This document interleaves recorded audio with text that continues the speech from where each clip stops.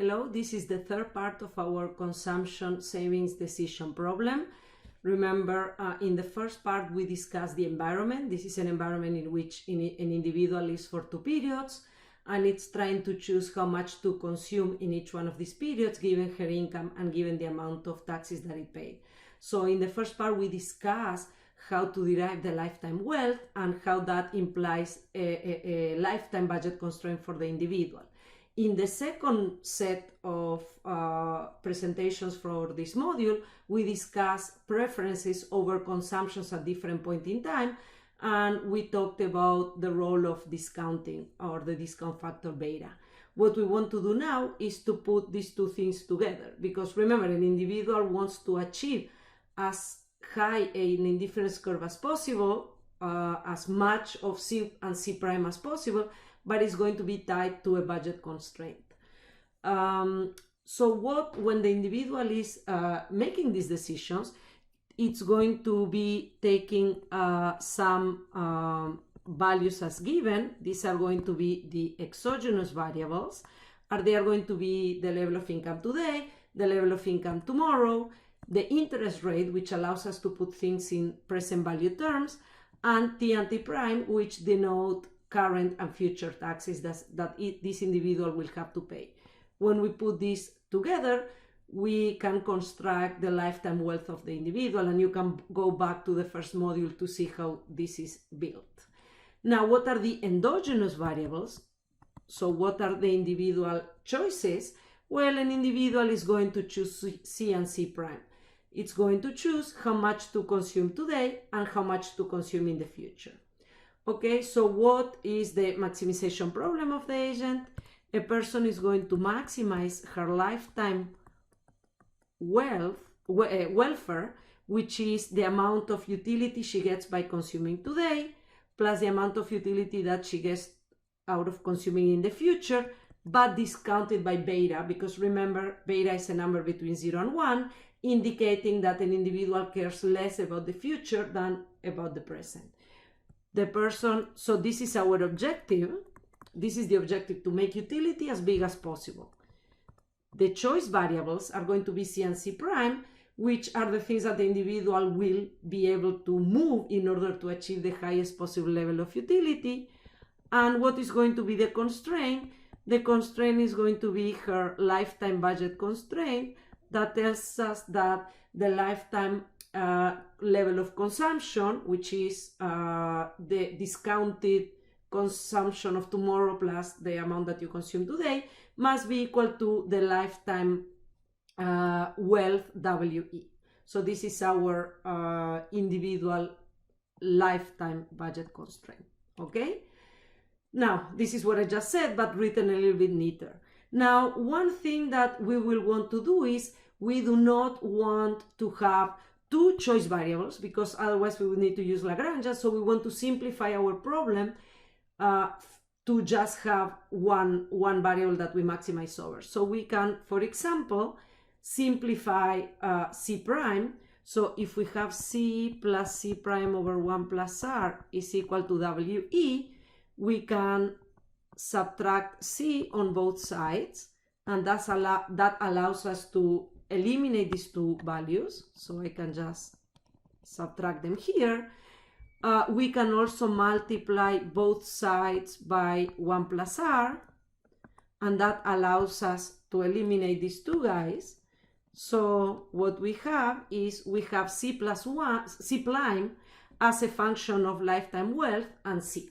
Okay, so now we can get rid of one variable, because once we get C prime as a function of C, we can replace it in the objective function, and that means that we will only be choosing with respect to one variable, which is C. So all we did here is we substitute C prime in the utility tomorrow. Okay? Now, this is a function that has only one variable, and if we were to plot it, the total utility of C is going to have some maximum. The maximum is going to be the point at which you cannot further increase the utility by increasing the level of consumption. So it's going to be the point that maximizes the first order condition that says that the change in our total utility, remember utility is some function c and it also depends on c prime of c, the total derivative with respect to c has to be equal to 0. And what is that expression? Well, it's the derivative of this part with respect to c here, and that's just the marginal utility of c, plus beta times, remember that this is a function c prime that depends on c, the change in u prime with respect to c prime, times the change in c prime with respect to c. So again, and what is how is the change of c prime with respect to c? That's just going to be, if we just need to take the derivative of this circle, and this is just minus 1 plus r, okay? So we can write the first order condition as follows. Again, all we are doing is we are taking the total derivative with respect to c, and we are using the fact that c prime is a function of c, okay, to make this derivative. And we are making that derivative equal to 0. Now we can, there's a minus here, so we can move this to the other side and obtain the following expression.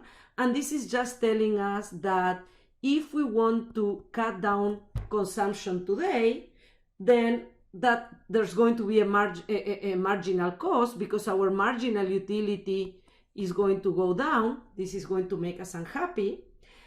And but there's going to be an associated increase in C tomorrow. Why? Because if we cut down consumption today and we save it, we are going to be able to get 1 plus R. That 1 plus R is going to allow us to increase consumption in the future, C prime, and that's going to increase the marginal utility of C prime.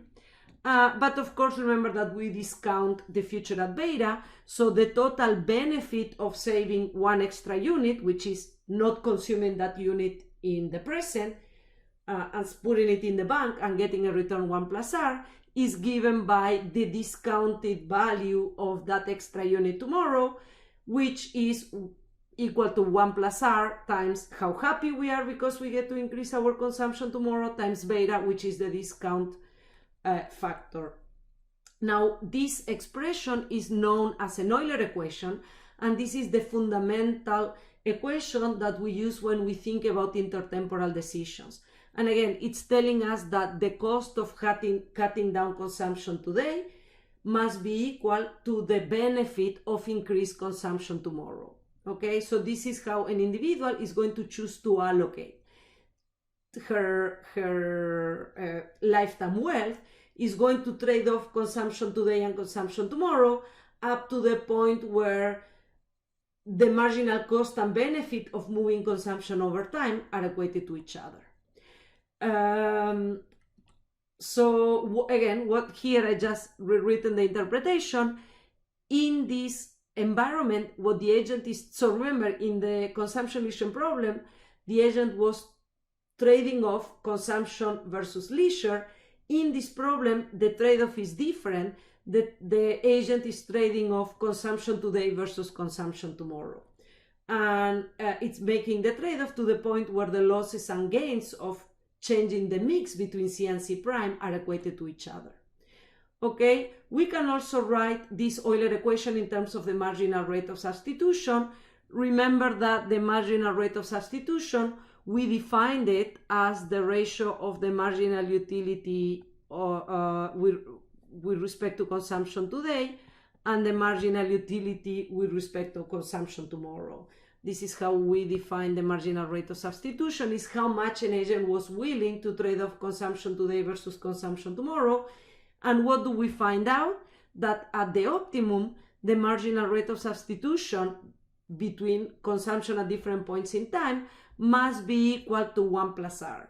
Now, this, it's a tangency condition, because remember, when we were talking about the lifetime budget constraint of the agent, we say that the agent is subject to a constraint that has a slope of -1 plus r, okay? And we also said that the agent has indifference curves that have a slope of minus the marginal rate of substitution. So what is our tangency condition really telling us? It's telling us that an agent, again, is going to, let me change the color here. An agent is trying to reach the highest possible indifference curve, but it's subject to a choice within the feasible set, which is the set determined by the budget constraint. So where will the agent stop? Well, it will try to pick the maximum utility that doesn't violate the budget constraint. Of course, you never want to pick any point inside because that would mean wasting resources. You would like to pick points outside, but those are not feasible. Where will you stop? You will stop at the indifference curve that is barely touching your budget constraint. And what is that point? That point is precisely the point at which the budget constraint and the indifference curve are tangent to each other. In other words, the point at which the slope of the budget constraint, which is -1 plus r, is equal to the slope of the indifference curve, which is the marginal rate of substitution. Okay? And that's going to determine the optimal amount of consumption today and the optimal amount of consumption tomorrow. So we have it here a little bit neater, the tangency point. So at the optimum, or the point at which we are going to maximize utility, the indifference curve is going to be tangent to the budget constraint. So this gives us, this should be, okay. So this gives us two different ways in which we can find the optimum. We can either, maximize the utility and make it equal to 0, or we can directly use this optimality condition here. Both of them are going to give us the same answer, or we can do it graphically using this type of plot. Sorry, we've been plotting C in this axis and C prime in the other axis. Okay? So one thing that I wanted to discuss is now, how does the agent want to consume today versus consuming tomorrow? And this has to do with the idea of smoothing. So let's look at our optimality condition. The marginal cost of sacrificing a unit of consumption today must be equal to the marginal benefit of getting that consumption tomorrow. Now, whether consumption is going to be increasing or decreasing over time is going to depend importantly on this term here, which is beta times 1 plus r. So because diminishing marginal utility, what an agent wants to do, the agent never wants to consume everything today or everything tomorrow. The agent would like to somehow have a smooth consumption profile, and it would like to smooth as much as possible. Now, there are two forces that interfere with that smoothing with this idea of complete equalization. One of them is that you don't care about tomorrow as much as you care about today. So unless the discount factor is equal to 1, you are more likely going to be consuming more today than tomorrow. The second thing is that the market doesn't value consumption today and consumption tomorrow in the same way. So if you want to consume more today, you need to pay or sacrifice more units of consumption in the future. So for each $1 extra that you consume today, tomorrow you need to give back 1 plus r dollars. So these two things are making us want to, for example, the fact that 1 plus r is bigger than 1 wants us to make us save and consume more tomorrow than today.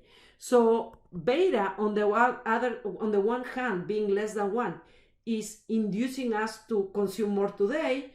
The market through the interest rate is inducing us to consume more tomorrow. So these two forces are going to shape how the sequence of consumption is going to look like, depending on which force is stronger than the other. In other words, depending on what beta times 1 plus r is at the end of the day.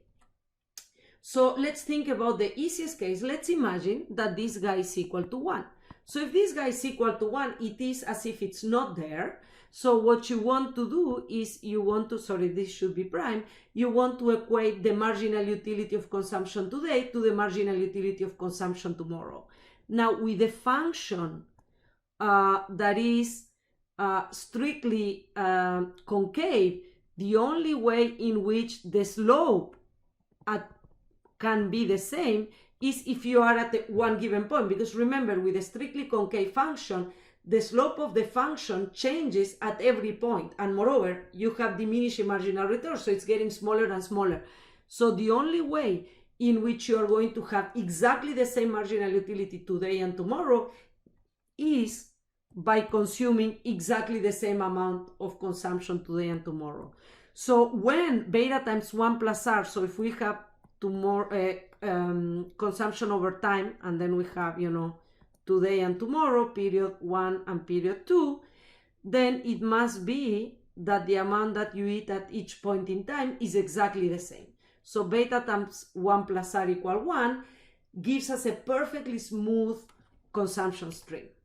So the easy way to see this is with an example. So suppose that the utility of consumption is the square root of c. This is the same as having c to the 1/2. So what is the marginal utility of consumption in that case? It's going to be 1/2 c to the minus 1/2, or 1/2 square root of c. Now the utility of c prime is going to be the same. Remember that we assume that the utility function doesn't change over time. So the marginal utility of consumption tomorrow is just going to be 1/2 square root of c prime. Now our optimality condition when beta times 1 plus r is equal to 1 is that these two marginal utilities, the marginal utility of consumption today must be equal to the marginal utility of consumption tomorrow. So if we equate, let me change the color here, if we equate this expression to this expression, what do we get? 1/2 square root of c is equal to 1/2 square root of c prime. The two and the two simplify with each other, and then we can write the expression as follows by pre-multiplying by the square root of c and the square root of c prime, and then we can square everything, the two sides of the equation, and then what we get, sorry I don't have space, is that c is equal to c prime. And this is what we were talking about before. When we have c as a function of time, c and c prime at the optimum are going to be exactly the same. Now, it's not always the case that beta times 1 plus r is equal to 1. So, for example, we can have that beta times 1 plus r is greater than 1. In that case, what will the agent choose to do? So, if this thing is bigger than 1, then that means that the marginal utility of consumption today is larger than the marginal utility of consumption tomorrow. So, if we plot the utility function as a function of c, what does that mean? So remember that the marginal utility is just the derivative of utility with respect to c, and we think of c and c prime as just being two different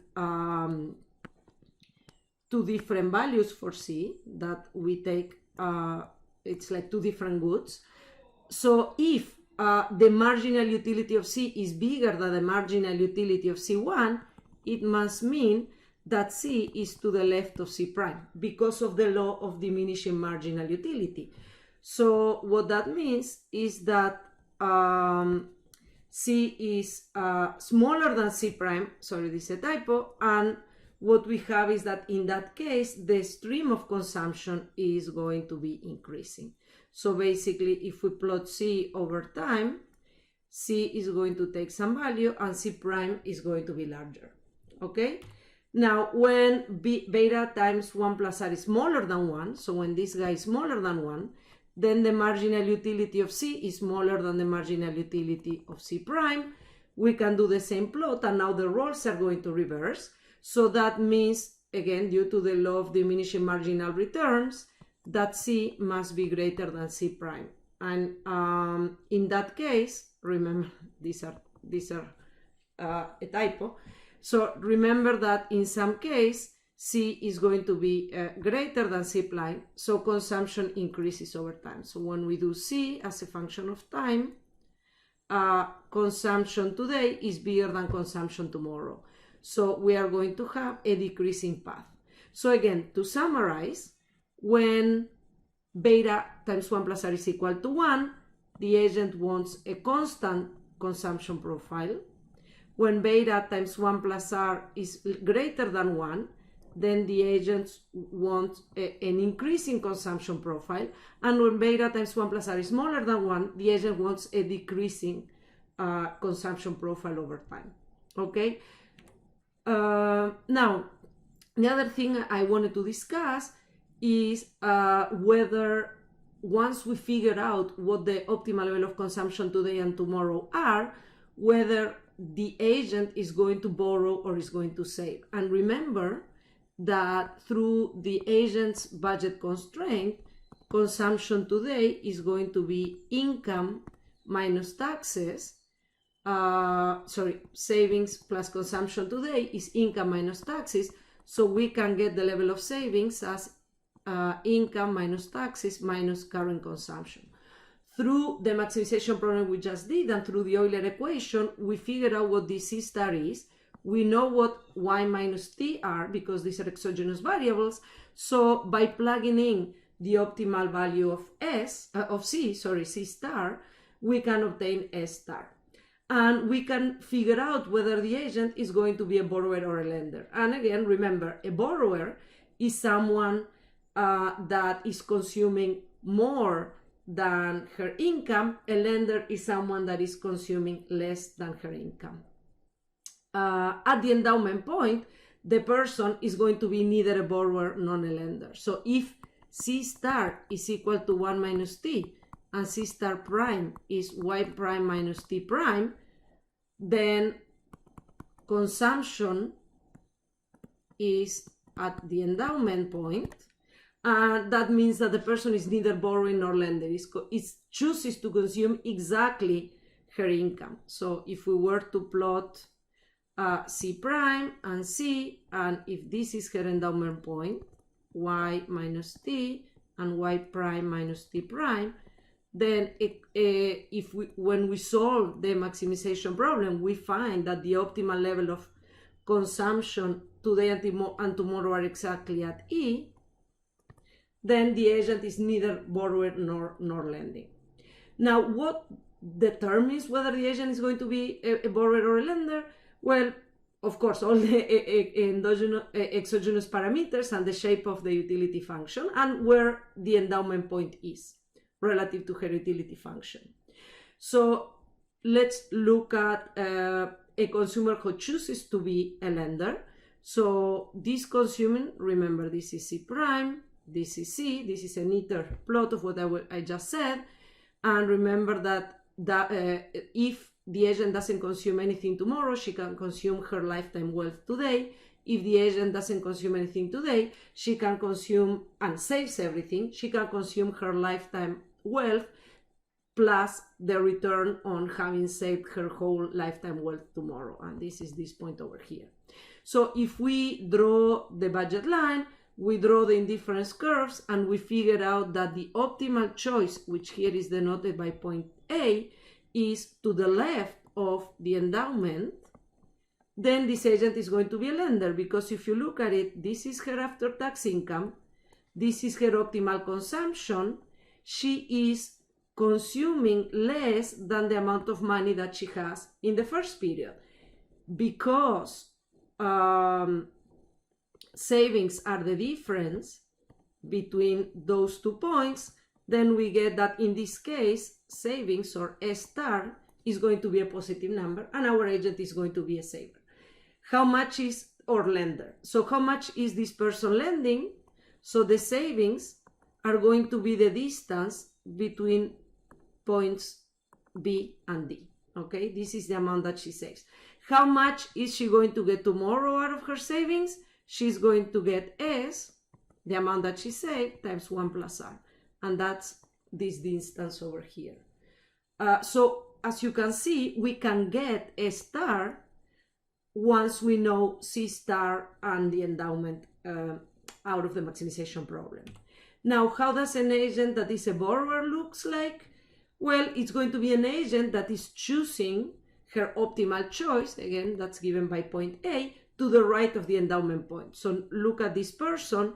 This person is choosing to consume C star more than her income in the first period. Where is she getting the difference? Well, she's borrowing from somebody else. So this thing here is going to be the amount that she borrows. So again, remember that S is 1 y minus t minus C star, because C star is larger than her 1 minus t, her after-tax income. S is going to be a negative number, and it's going to be minus the distance that is here. Now this person is going to borrow S today, and it will have to pay back more than S. It will have to pay back S times 1 plus R in the future. And that's why, even though in the second period she makes y prime minus t prime, her consumption is going to be below, because she needs to pay back the amount that she has borrowed in the past. Now we can see extreme cases. For example, a person that has an endowment that is at the end point is always going to be a lender. And we can see this even without solving the maximization problem, because what is this individual?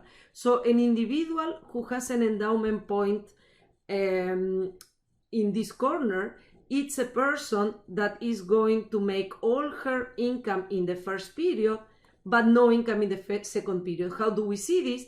Because if she chooses to consume all y minus t in the first period, next period she has nothing. And that's what this point E indicates to us.